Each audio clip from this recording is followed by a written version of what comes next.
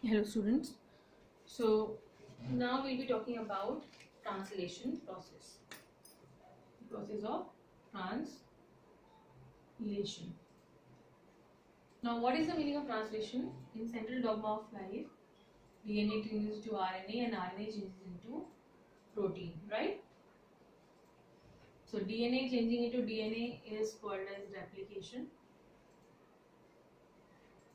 This is known as transcription, which we discussed in previous videos, and this is known as translation.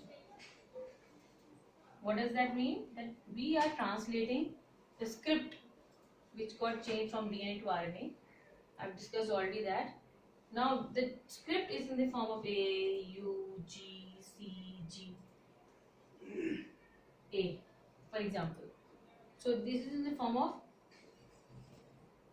nitrogenous base pairs. We need to convert that into protein, right? To convert them into protein, they will be in the form of codons right now.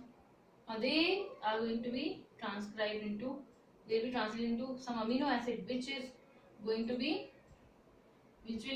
join together and form polypeptide chain known as protein, right? So this is what translation is all about. Translating the script which is stored mainly in the DNA, got converted into another form into RNA, and then finally in a form which forms the final monomers of the protein, which are amino acid, which join together and form the protein, right?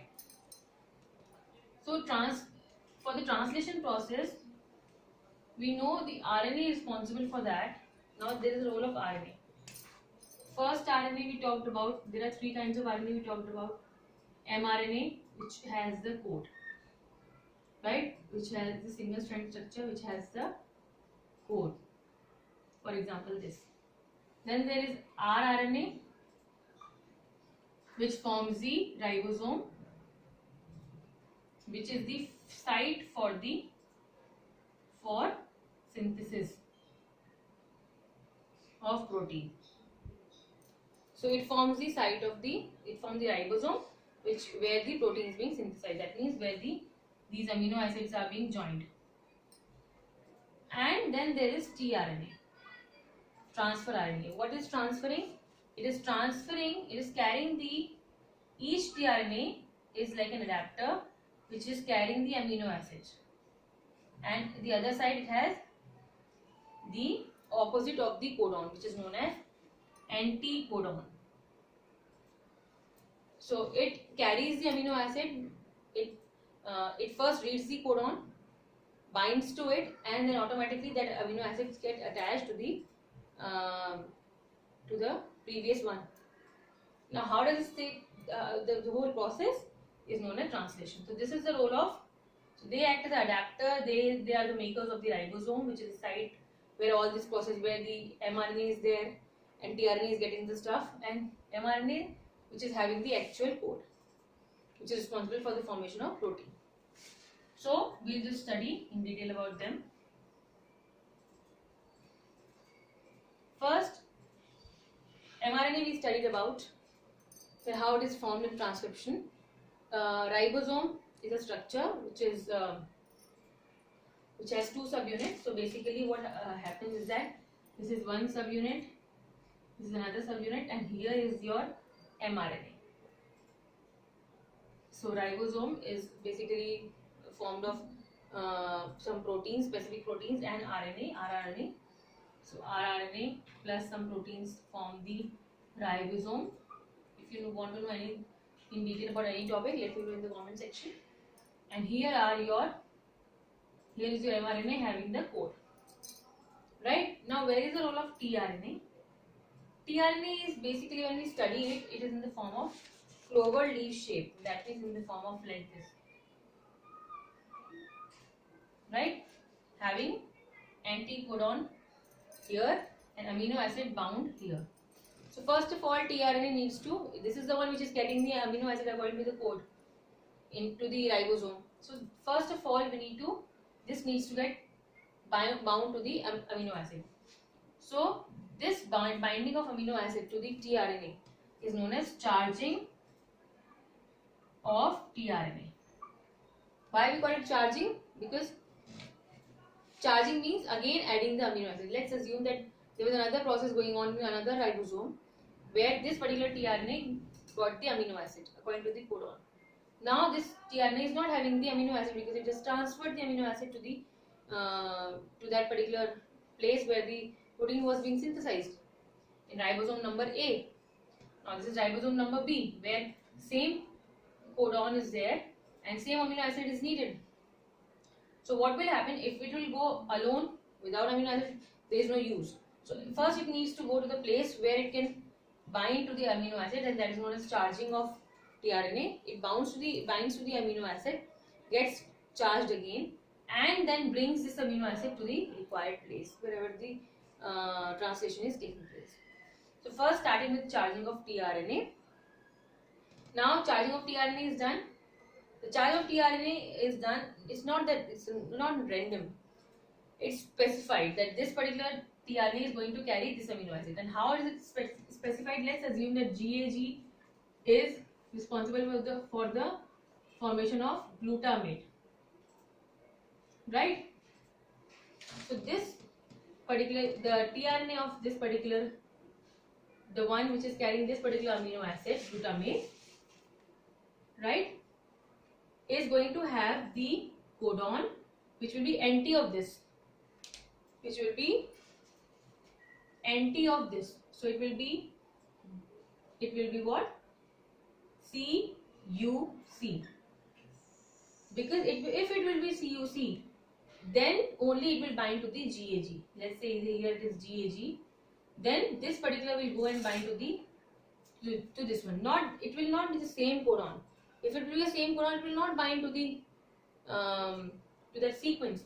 So it needs to be anti-codon. That's why this portion is known as anti-codon loop. The loop of RNA which is carrying the anti-codon, but the amino acid is not according to the anti-codon. It is according to the actual codon, which is GAG. Have you got it? So the amino acid is according to this one. But to make sure that it binds to the sequence, it needs to have anti-codon. And then it will bind here and will leave the amino acid during the translation process. So because it acts as an adapter, goes there, finds it out, binds, leaves the amino acid and then moves and charges again. That's why we call it adapter RNA or transfer RNA, right? Transferring the amino acid. Now how it starts and how does it take place? This particular sequence has 3 regions: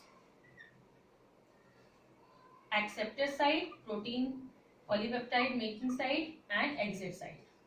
So it is here only, right? So acceptor site. Now what happens is that first the tRNA enters here. Now which first tRNA will enter? Only the one.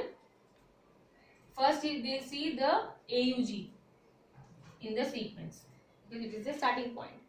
So AUG will be there. Here, let's say here is AUG. Now then tRNA, that means the translation can start because it is starting point. Now once they have seen the AUG, the tRNA which is carrying the methionine will come here and start the process. Now this is the acceptor site. This will move to this side. That means the next diagram will be something like this. Now it will move to the P site, right? Now here it will bind to the next amino acid. Let's say the next amino acid is responsible for tRNA which is carrying, let's say, alanine, right? So now here the tRNA which is having the methionine, which is going to be usual thing because the starting will be only from the methionine. Now this tRNA will come and carrying alanine. Now this alanine will, now the second step will be here, this will come and this tRNA will come here, alanine, and this will leave its methionine here to the previous one, the one where is the acceptor site, right?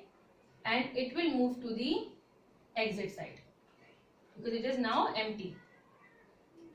So the next step will be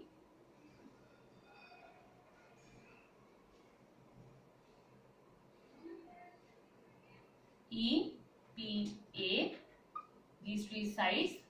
Now the next tRNA will come. Let's say it is responsible for arginine. Here the tRNA is having methionine and alanine, right? This one, and this particular one is having no amino acid, so move to exit site, and then will go back for the charging, and will be charged by the same amino acid which it carries always. So then now this will come, and then this sequence will add on to the arginine, and this will move here, and then again next will be what? EPA. So this particular one will have three now: methionine, alanine and arginine, and this will be depending upon next tRNA will carry another amino acid. The one which was carrying the previous one will move from here to the for the charging process. So what is happening? First, this is locating the starting point AUG, which is the only start codon. Then the start codon has started the process. Now next codon, which the codon is here. Now the next codon will enter into the acceptor site and will bind to the previous amino acid. The one which is there in the center will move to the exit site and will leave the ribosome for the charging process, so that it can carry the new amino acid again, and this process will continue taking place, right? This is known as translation process. I hope you've understood. If you want to know more about it, I'll make another video specifically about this one. And this way we'll get a chain of amino acids which is known as polypeptide chain, right? And this will take place till the time, let's say here, this will take place till the time any stop codon comes. So let's assume any stop codon comes, and there is in the mRNA there is a sequence called UAA, which is a stop codon. This is again acceptor site, right? So what this is carrying many amino acid, right? And here is the one which needs to leave. Now UAA has come, so there will be no tRNA because UAA codes for doesn't code for any of the amino acid. So what will happen? This will form at the release factor, and this release factor will join here, and this amino acid chain will be released from the ribosome. This is how this process stops. So initiation and termination I've told you. This is how the polypeptide will be released from the ribosome, and we will go for the post-translational modification required. That is, it will be in structure. It will come into the structure where the translation can take place. Sorry, they can have their proper native form and be functional and bind to maybe another cofactor or whatever. So this is how translation takes place, right? So if there is any doubt, you can ask me in the comment section. If you want to know anything about in detail or any of the topic, then let me know in the comment section, right? Thank you.